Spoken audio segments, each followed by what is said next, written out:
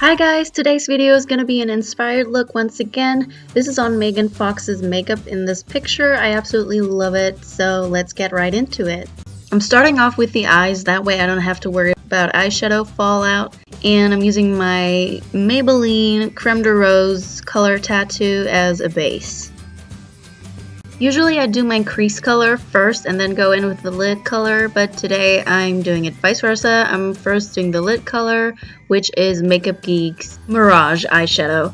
And this is kind of a satin finish. It's not completely flat and matte, but it has no shimmer. And just to lighten it a little bit, I'm going in with Makeup Geek White Lies right over top. For the crease, I'm going in with Makeup Geek's Barcelona Beige, which is also a matte.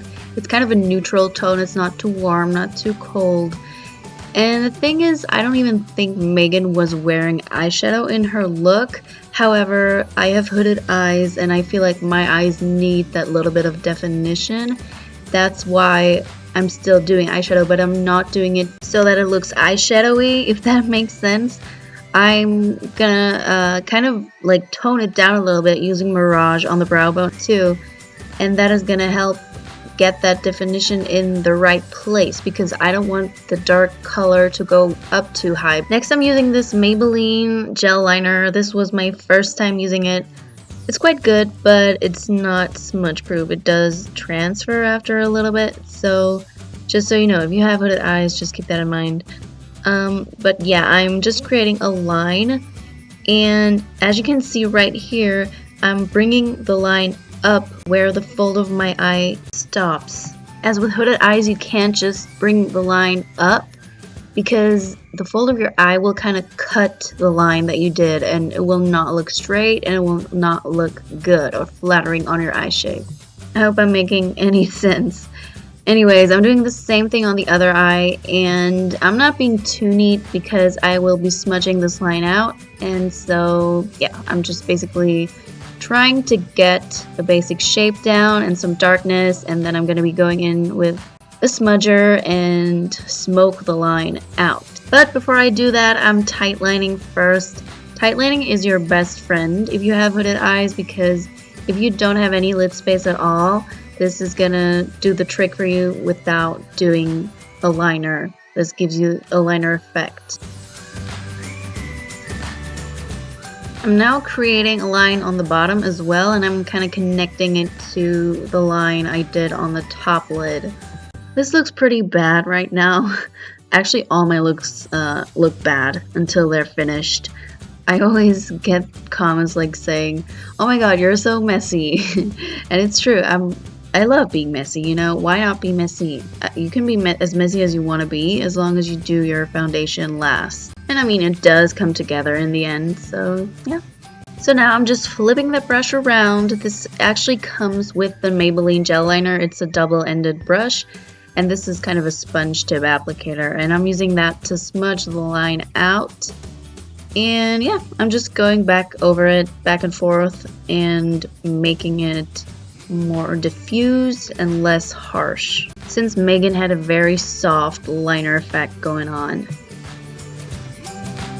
To soften that line even more, I'm now going in with a pencil brush that has some Corrupt eyeshadow on it. It's from Makeup Geek and it's super black and matte. And I'm also defining my outer corners with this because, again, I have hooded eyes and I need definition. Moving on to eyebrows, this is such an important step in this look because Megan's eyebrows are kind of what makes her look so good.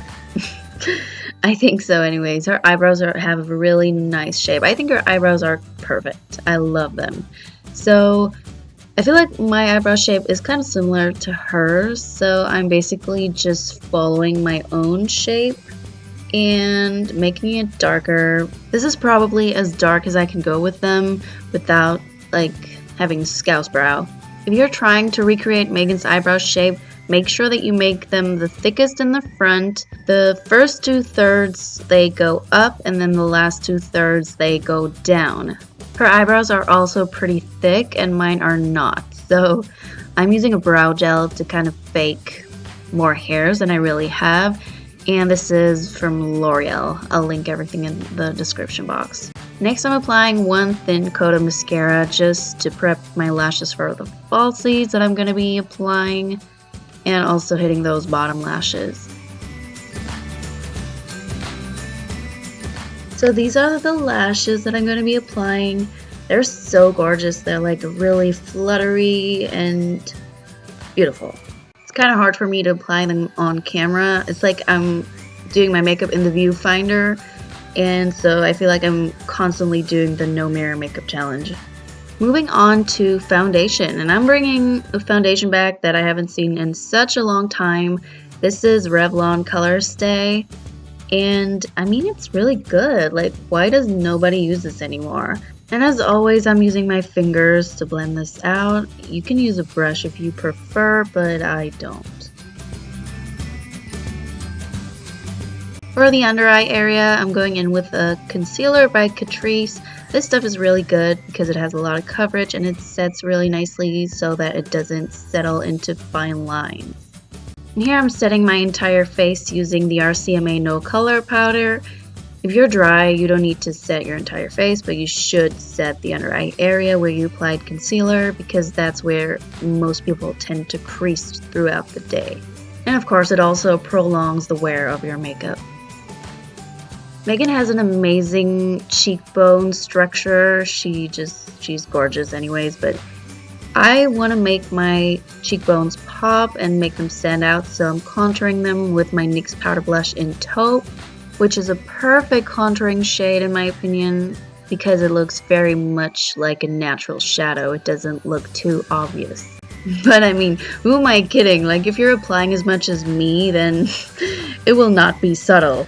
Anyways, I'm bronzing up my forehead with a more warmer toned shade and also applying blush. This is a combo of Makeup Geek's Infatuation and Summer Fling. They both have a very peachy orangey undertone, which is what Megan was wearing, judging from the picture. So it definitely looks like Megan has a darker lip liner, like a brownie lip liner, and then a lighter color in the center of her lips.